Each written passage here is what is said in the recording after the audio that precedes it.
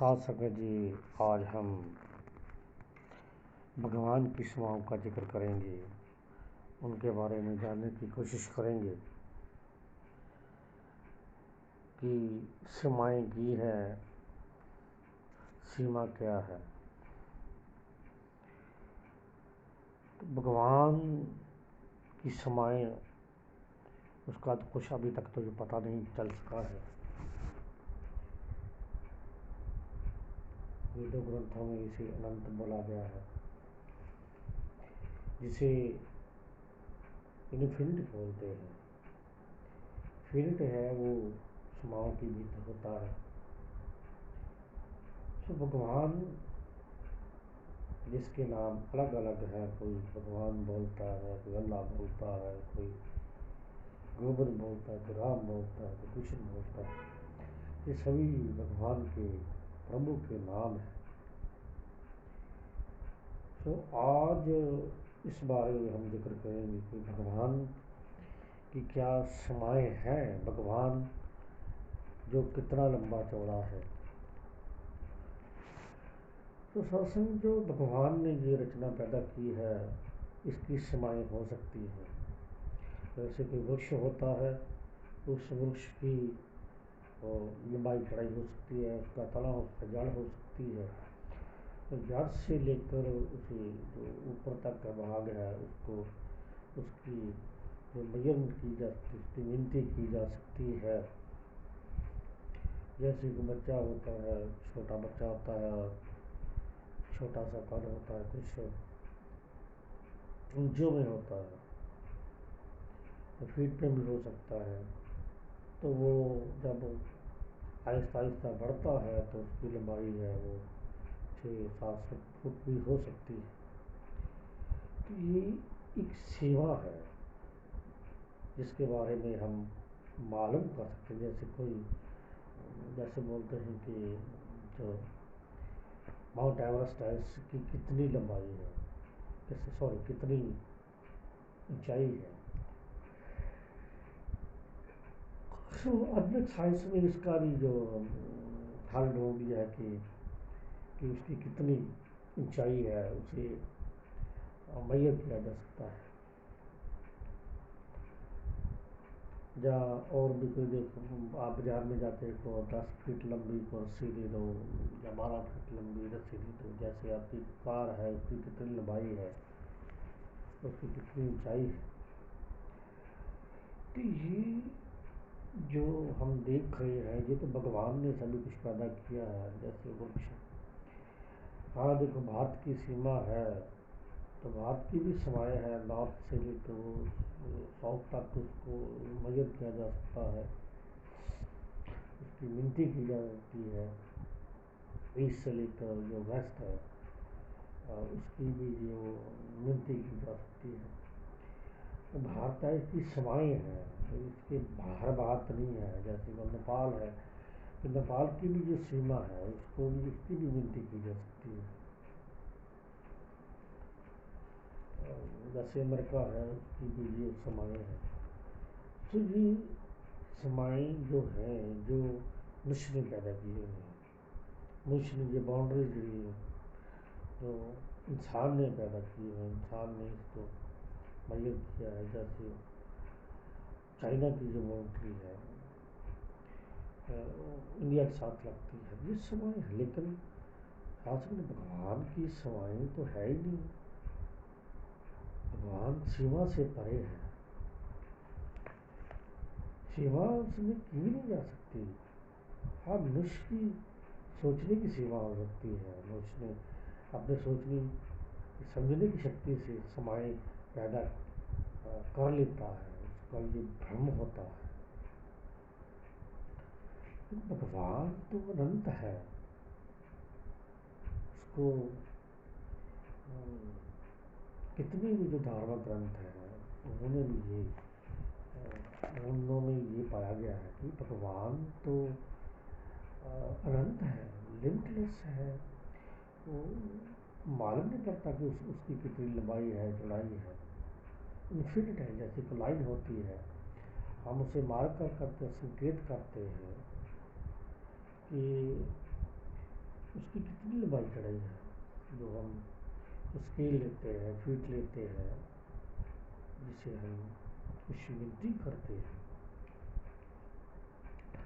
उस पर निशान अंकित होते हैं कि ये 1 इंच है, 2 इंच है, 3 इंच है, 4 इंच है, जैसे और भी बड़ा पैमाना होता है कि 100 फीट का भी हो गया। लेकिन ऐसा हमारे पास कोई भी पैमाना नहीं है कि भगवान की सीमाओं को निर्धारित किया जा सके। हम निर्धारित नहीं कर सकते। बहुत सारे योगी हुए हैं, उन्होंने हजारों वर्ष जो तपस्या की है, भगवान में लीन रहते थे, सदा जंगलों में, पहाड़ों में या गुफाओं में। लेकिन उन्होंने भी ये बोला कि भगवान तो अनंत है, भगवान की सीमाओं को नहीं जाना जा सकता। अगर कोई बोलता कि भगवान की सीमाओं को हम जान सकते हैं, लेकिन ये अलग बात अलग सी है कि नहीं हम जान सकते। उन्होंने भी बोला है, साधु संत ने बोला कि भगवान की सीमाएं नहीं है। चाहे कोई लाख वर्ष या इससे भी ज़्यादा समाधि लगा के देख ले, कि भगवान की लंबाई और चढ़ाई को नहीं जाना जा सकता। इनफिनिट है, अनंत है, वो सीमा से परे है। हमारे सोचने समझने की सीमा हो सकती है, लेकिन भगवान की सीमा नहीं जानी जा सकती। चाहे कितने भी इंसान जन्म ले ले, कितने भी सालों जिया जाए, उसे देखे, समझने की कोशिश करे, लेकिन भगवान की जो सीमा है उसको नहीं देखा जा सकता। जो सीमाएं होती है, सीमा का अर्थ ये होता है कि उसे देखा जा सकता है, समझा जा सकता है। लेकिन जिसकी सीमाएं नहीं है, जो अनंत है, उसे कैसे उसकी कैसे मेजरमेंट की जा सकती है? ये तो क्वेश्चन नहीं पैदा होता, प्रश्न नहीं पैदा होता। ये तो प्रश्न ही अलग है कि भगवान की सीमा है, लेकिन ये क्वेश्चन ही गलत है, निराधार है कि भगवान की सीमा है। भगवान की सीमा तो है ही नहीं है। आप देख सकते हो, आपका जो घर है, उसको घर को बनाते हो, किसी का जो 5 मरले का घर है, किसी का 6 मरले का घर का, 10 का, 12 है, तो इससे ज़्यादा भी हो सकता है, एकड़ों में भी हो सकता है। लेकिन ये मान लो कि जो सभी जो हम देख रहे हैं, जहाँ पर हमारी दृष्टि नहीं जाती है, सभी भगवान का घर है, ये भगवान की लीला है। भगवान को किसी के आश्रय की जरूरत नहीं है, किसी पर आश्रित होने की जरूरत नहीं है। हम भगवान पर आश्रित हैं। सभी जो माया है, सभी जो वृक्ष है, पेड़ है, पशु है, पक्षी है, वो भगवान पर आश्रित है। हम भगवान पर आश्रित है। भगवान तो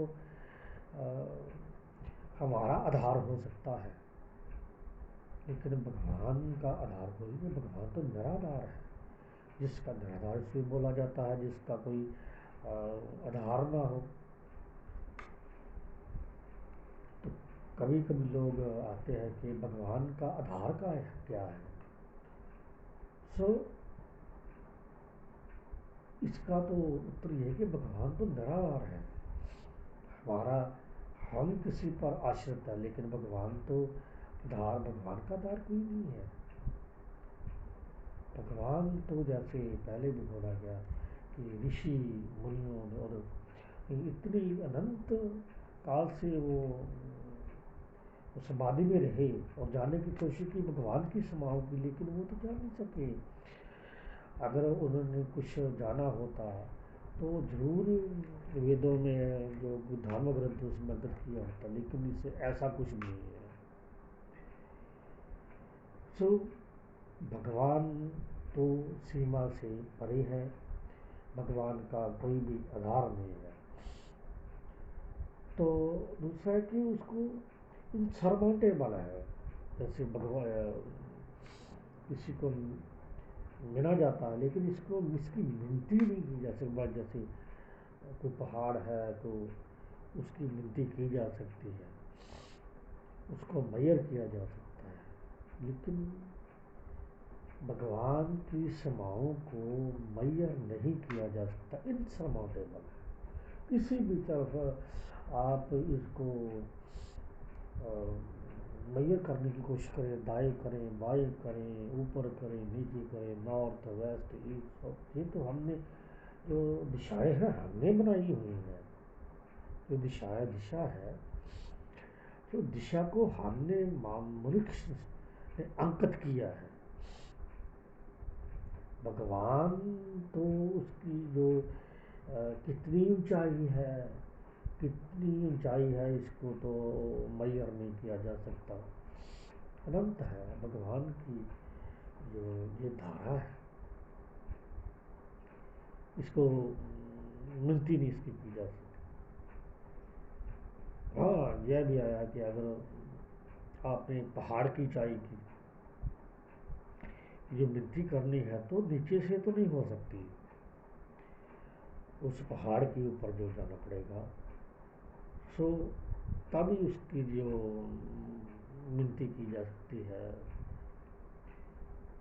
तो इसका अर्थ कुछ अलग है कि भगवान को जानने के लिए आपकी जो उच्च अवस्था है उसको भी इतना ऊंचा होना चाहिए।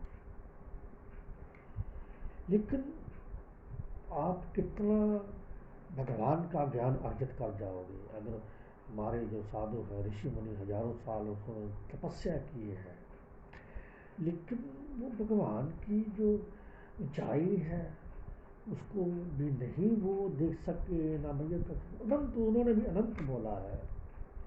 अनंत, जो अनंत है वो कैसे उसकी मिनती की जा सकती है। तो जो अनंत है उसको कैसे उसका व्याख्यान किया जाता है, इनडिस्क्राइबेबल, जिसकी कोई व्याख्यान नहीं किया जा सकता। तो व्याख्यान करने के लिए जैसे आपने कोई किसी आदमी की वो कहानी लिखनी होती है, लिखी जाती है कई किताबों में, वो कितने उसके पन्ने हो जाएंगे, कितने भी हो जाएंगे, लेकिन भगवान का व्याख्यान नहीं किया जा सकता। आपकी जो हजारों मन शाही है वो खत्म हो जाएगी लिखते लिखते। आप भगवान के गुण नहीं ले सकते, उसमें अनंत गुण है। किसी इंसान के जो गुण है वो लिखे जा सकते हैं, उसमें कितने गुण होंगे वो लिखे जाएंगे, लेकिन वो एक किताब बन जाएगी, दो बन जाएगी, चार बजे, मान लो कि वो 25-30 बन गई बुक्स, किताबें बन गई, इससे ज़्यादा नहीं बनेंगी। लेकिन भगवान में गुण इतने हैं कि उनका व्याख्यान नहीं हो सकता।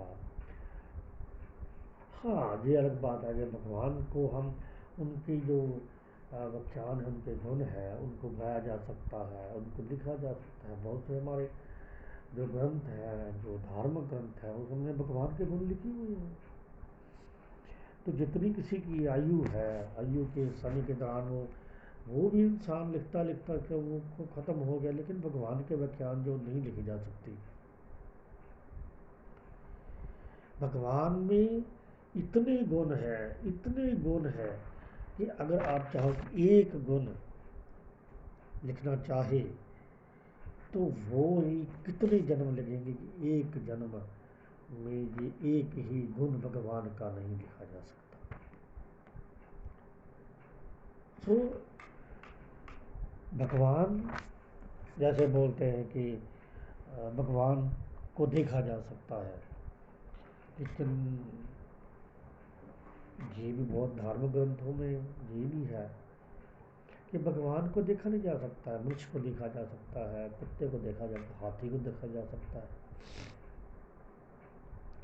भगवान को नहीं देखा जा सकता है। भगवान विजिबल नहीं है, भगवान तो इनविजिबल है, को नहीं देखा जा सकता, महसूस किया जाता है।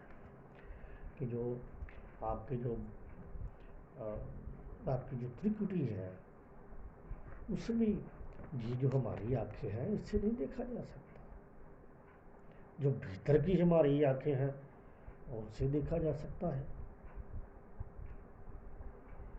सो भगवान को देखने के लिए भी वो आँखों की ज़रूरत है। वो आँखें हमारे लगनी चाहिए। वो कैसे लगेंगी, ये तो भी अगला प्रश्न है। ये तो बहुत जटिल प्रश्न है। भगवान जो है वो तो हर जगह मौजूद है।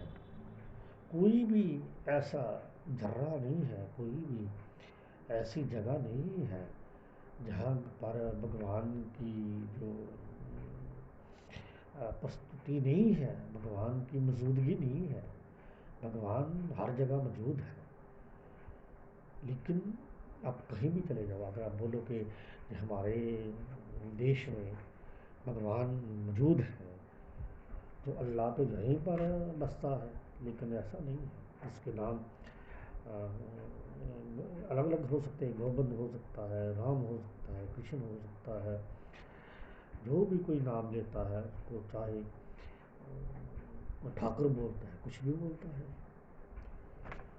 सो भगवान तो सीमा से परे है, हर जगह मौजूद है। जैसे वो हमारे भारत की जो सीमाएँ है, ये थोड़ा कि भारत की सीमाओं के भीतर है, वो उसके पार नहीं है। ये तो अमेरिका में भी है, रशिया में भी है, यूक्रेन में भी है, पाकिस्तान में भी है, और जो भी न्यूजीलैंड है, जो भी ऑस्ट्रेलिया में।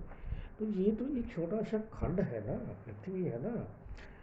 तो अगर हमारी गैलेक्सी में देखें तो बहुत सारे खंड विद्यमान है। तो वही तो लिमिटलेस है, वही तो इनविजिबिलिटी है। अगर आप मान लो आप किसी राष्ट्र से ऊपर जाते हो, किसी वायुयान से ऊपर जाते हो, तो देख लो ना, तो इसकी तो सीमाएं कोई नहीं है, सीमा से परे है। ये तो जो हमारा ब्रह्मांड है,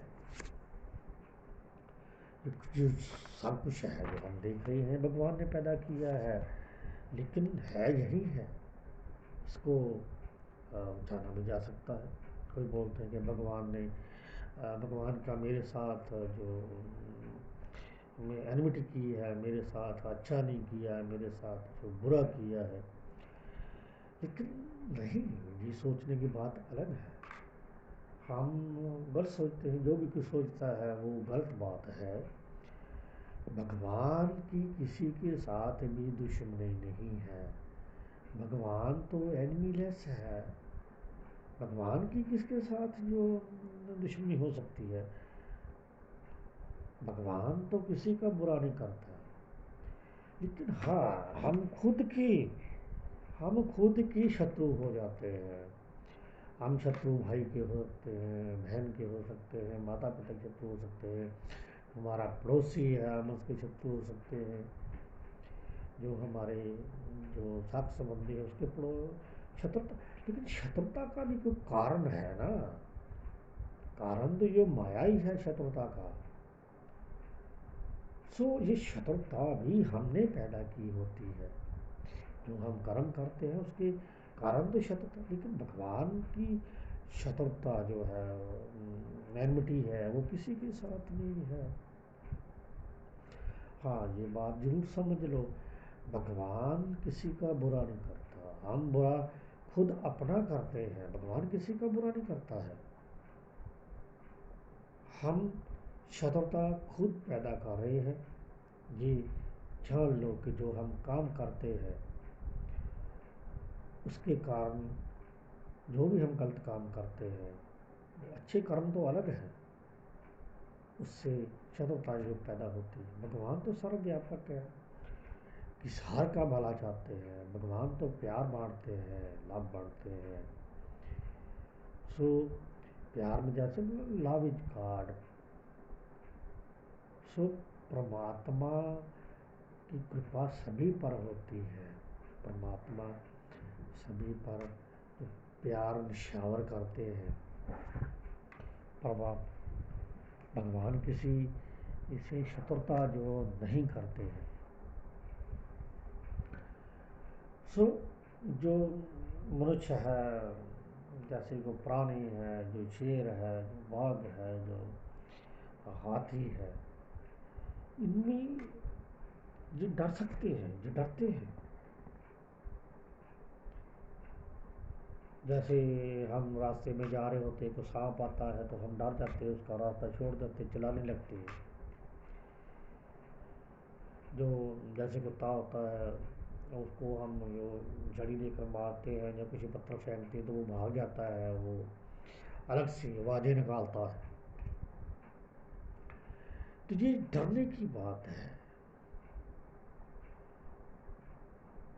उसमें जो जानवर में हमारे में प्रवृत्ति होती है फिर की, डरने। लेकिन भगवान तो फियरलेस है, जिसको डर नहीं दिया जा सकता। तो ये प्रवृत्ति सिर्फ भगवान में है कि भगवान जो किसी से नहीं डरते, फियरलेस है। ये देखो कि हमारे गली मोहल्ले में जो किसी बात पे झगड़ा हो जाता है तो हम फियर बांटते हैं, फियर करते हैं। जब वो अलगाववादी होते हैं, वो किसी तलवारों से या छड़ियों से या कोई और भी बंदूकें हैं उनसे चलाकर वो लोगों को डराते हैं, धमकाते हैं या उनको मारते हैं। तो ये जो माया में जो पैदा हुए हैं लोग जो है, ये डर सकते हैं। लेकिन भगवान की प्रवृत्ति है कि भगवान तो फियरलेस है। भगवान को कोई नहीं डरा सकता, ना धमका सकता है। भगवान में इतनी ताकत है जो किसी में भी नहीं है। उसके सामने सभी तुच्छ प्राणी है, कोई भी हो जाए। अगर कोई बोले कि मेरे हजारों हाथ है, लाखों हाथ है, लाखों में मेरी आंखें हैं, लाखों पाँव हैं, तो तभी भी नहीं भगवान को डरा सकता।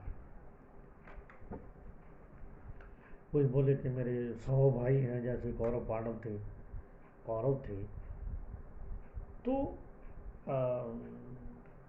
बहुत सारी सेनाएं हैं, हमारे पास बहुत हथियार है, लोग किसी को नहीं डरा सकते। उस समय में वो भगवान कृष्ण ने उनको मनाने की बहुत कोशिश की, लेकिन वो नहीं माने। वो उसके पास बहुत सेनाएं थी। वो बोलते हमारे पास बहुत बल है, हमारे बहुत सारे योद्धा हैं। लेकिन ये आदमी जो है, मनुष्य को डरा सकता है, जो अपने बल का, जो पराक्रम का जो दिखा सकता है। लेकिन अगर मान लो कि 10 लाख या 20 लाख या किसी के पास 30 लाख भी सेना है, उसके बाद बहुत सारे अस्त्र शस्त्र हैं, वो भगवान को नहीं डरा सकता। भगवान अनंत है। भगवान की जो ताकत है उसका अंदाजा भी नहीं लगा जा सकता, उसका व्याख्यान नहीं किया जा सकता, उसको लिखा नहीं जा सकता। क्या मालूम भगवान के मन में क्या है, ये तो भगवान ही जान सकते हैं। तो भगवान तो सर्वव्यापक है, हर जगह मौजूद है, जहाँ पर हम सोच भी नहीं सकते, जहाँ पर हमारी बुद्धि नहीं जा सकती, वहाँ से भगवान की समाई शुरू होती है। तो समाई शब्द बोलना एक गलत होगा कि भगवान जहाँ पर हम सोच सोच कर थक जाते हैं, वहाँ से तो भगवान में, मान लो कि वहाँ से भगवान की शुरुआत होती है, सृष्टि की शुरुआत होती है। भगवान तो अनंत है। कि मैं सोच लूँ कि मैं बहुत सारे जो भगवान की पूजा करके मेरे पास बहुत सारी शक्तियाँ आ जाए, तो मैं भगवान को ही ख़त्म कर दूँ, ऐसी बात नहीं हो सकती। बहुत सारे ऐसा कुछ भी ऋषि मुनियों ने, बहुत सारे जो दैत्य हैं उन्होंने शक्तियाँ प्राप्त की, लेकिन वो सारे के सारे जड़े हैं, सारे के सारे जो थे वो ख़त्म हो गए। लेकिन भगवान की शक्ति, भगवान क्या सोचता है, भगवान क्या करता है, ये तो मनुष्य की बुद्धि से बहुत परे है। मनुष्य तुच्छ है। मनुष्य कुछ नहीं सोचता। मनुष्य तो अपने फायदे की खातिर, मनुष्य जो अपने सुख आराम की खातिर ये सोचता है। मनुष्य तो अपनी जो नेबर है, जो आपका पड़ोसी है, वो तो उसके बारे में भी नहीं अच्छा सोच सकता। लेकिन भगवान तो सभी से प्यार करते हैं। जो भी आप देख रहे हो, जो भी है वृक्ष है, जो ये थलचर है इसको बोलते हैं, कि जो भी धरती पर है, वृक्ष हैं, पक्षु हैं, पक्षी हैं, जो भी जानवर प्राणी हैं, जिन प्रभु ने पैदा किए हुए हैं, जो पानी के भीतर है, जलचर है, उसमें बहुत सारे ऐसे जीव हैं जिसका तो जिक्र जो बुक्स में भी नहीं है, वो कोई जान भी नहीं सका है, नए नए प्राणी हैं। सभी को प्रभु ने पैदा किया है। अगर बोले कि प्रभु ने मेरे को खास ये बुद्धि दी है, सोचने की खास ये बुद्धि दी है, लेकिन ये बात गलत है। वो उतना ही सोचेगा जितनी बुद्धि जो प्रभु ने दी है। इंसान इससे जाने की, आगे जाने की मत कोशिश कर। आप भगवान से ज़्यादा नहीं सोच सकते, भगवान से ज़्यादा चतुर नहीं हो सकते। हाँ, बोलता है कि ये मनुष्य बहुत चतुर है, ये बहुत सोचता है, इसका बहुत दिमाग है। लेकिन भगवान जो सर्वगुण संपन्न है, जो जिसने सभी को बुद्धि बांटी है, ये मनुष्य आप उससे ज़्यादा नहीं सोच सकते। आप किसी से शत्रुता कर सकते हो, लेकिन प्रभु सभी से प्यार करता है। ये मत सोचो कि मेरे को ज़्यादा दे दिया, मेरे को सभी कुछ आराम दे दिया, लेकिन भगवान मेरी तरफ है। भगवान के सभी, भगवान ने ये सृष्टि जो पैदा की है, एक सृष्टि नहीं, एक और भी सृष्टि हो सकती है जिसके बारे हम नहीं जानते। अगर वृक्ष भी पैदा हुआ है, वो भी भगवान की मर्जी से पैदा हुआ है, भगवान की इच्छा से पैदा हुआ है। सब भगवान की इच्छा से कुछ भी बाहर नहीं है। ये प्राणी, ये आप सोच लो, भगवान के सभी, भगवान ने ये चीज़ें पैदा की है। अगर आप भगवान को प्यार करना चाहते हो, भगवान की इच्छा के पात्र बनने चाहते हो, तो जो सभी सृष्टि है इसके भीतर जो भी है, इसे लव करो और प्यार करो। अगर खुद अपने बारे में सोचोगे, किसी के बारे में नहीं सोचोगे कि जो मैं हूँ, मेरी घरवाली है, मेरा पुत्र है, मेरी पुत्री है, या मेरी पुत्र वधू है, उसके बारे में सोचोगे, वो तो आपकी सीमा बन गई ना। उस सीमा से आप बाहर नहीं निकलते। आपने जो भी हो कारोबार किया, पैसे ले लिए, अपने बैंक में अपने नाम पे जमा कर लिए, अपनी पत्नी के नाम पे जमा करवा दिए, पुत्र के नाम पे जमा करवा दिए, पुत्र वधू के नाम पे जमा करवा दिए, कि जायदाद खरीद ली, वो तो आपके नाम पे है ना। मतलब रजिस्ट्री आपके नाम पे हो गई, वो तो आपके नाम पे है। लेकिन आपने जो प्यार किया मनुष्य, वो अपने घर वालों से किया है। आप इससे ज़्यादा प्यार तो नहीं कर रहे। अगर आपकी प्रभु की भावना के प्यार के पात्र बनना चाहते हैं, तो सभी से प्यार करो। ऐसा कुछ भी नहीं है जो प्रभु की इच्छा के विरुद्ध हुआ हो। प्रभु ने पैदा किया है, प्रभु की सभी जो सृष्टि है, जैसे मान लो कि एक बाप के 5-7 पुत्र पुत्रियां होते हैं, ये इंसान ये सभी सृष्टि है जो प्रभु ने पैदा की हुई है, ये प्रभु की संतान है। इसलिए अगर प्रभु सभी से प्यार कर रहा है, तो आपका भी ये फर्ज बनता है कि आप सभी से प्यार करो। ये तो शरीर है, नाशवान है, इसने जो संसार की यात्रा पे आया हुआ, इसने तो एक दिन छोड़ जाना है, इसने चले जाना है। या आपने देखो कि आपके रोज़मर्रा के जीवन में अब किसी की खबर है कि इसकी मृत्यु होगी, उसकी मृत्यु हो गई, और उसको शमशान घाट ले जाया जाता है। तो सभी जो ऐसे ही घूमता रहता था, वो सभी धगड़ धगड़ काम करता था, कहाँ गया, सभी यहाँ पर ख़त्म हो गया। तो हम अपने परिवार के बारे में सोचते हैं, उस मरने के बाद क्या हो गया। सो इंसान, अगर आप भगवान की इच्छा के पात्र बनना चाहते हो तो सभी से प्यार करो। ये प्यार क्या है जी, किसी दिन अलग जो बताया जाएगा कि सभी से प्यार करो, किसी से नफरत मत करो। जो आपका जो पड़ोसी है उससे भी प्यार करो, जो राह पे जा रहा है उसके भी प्यार करो, साइकिल पे जा रहा है उसके प्यार करो। अगर आप कार पे जा रहे हो या गाड़ी, बड़ी बड़ी गाड़ी पे जा रहे हो, आप गाड़ी निकालते हो, मोटरसाइकिल वाले को निकालते हो, साइकिल वाले को निकालते हो, तो ये गलत है। अरे वो भी भगवान के पात्र है, भगवान के पुत्र है, पुत्रियाँ हैं, सभी से प्यार करो। सो प्यारी सत्संग इसके साथ की हम विराम लेते हैं। धन प्रकाश जी।